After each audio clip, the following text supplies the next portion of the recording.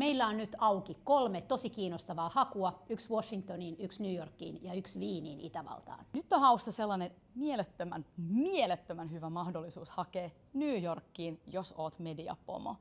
Mä olin siellä itse ja se oli siis ihan tajuttoman hieno kokemus. Nyt on auki stipendiohjelma Wienin kansainväliseen lehdistöinstituuttiin. Minä olin itse mukana tässä stipendiohjelmassa ja suosittelen kaikkia ehdottomasti hakemaan sinne. Säätiö hakee nyt toimittajia tai tutkijoita uuteen stipendiohjelmaan Atlantic Council-tutkimuslaitokseen Washingtoniin. Nyt auki olevat stipendiohjelmat ovat 4 kuukaudesta vuoteen.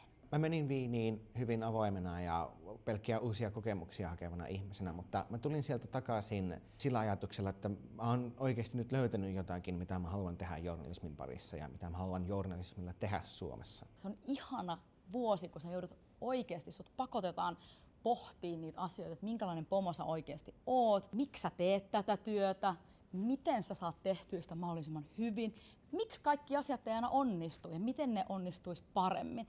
Niin se on ne oli aika diippe juttuja, mitä siellä tosi turvallisessa ympäristössä tosi hyvien ja taitavien ja älykkäiden ihmisten kanssa pohdittiin koko vuosi. Mä suosittelen tätä IPin stipendiohjelmaa kaikille niille, joita kiinnostaa median tulevaisuus, erilaiset mediat sekä semmoisille ihmisille, joita kiinnostaa tehdä uutismediamaailmasta parempi paikka. Jos sä nyt yhtään mietit siellä, että haet sä vai et, niin todellakin haet sä, et menetä yhtään mitään.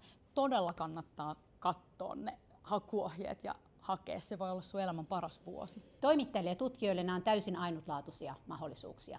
Lisätietoja Hesarin säätiön sivuilta.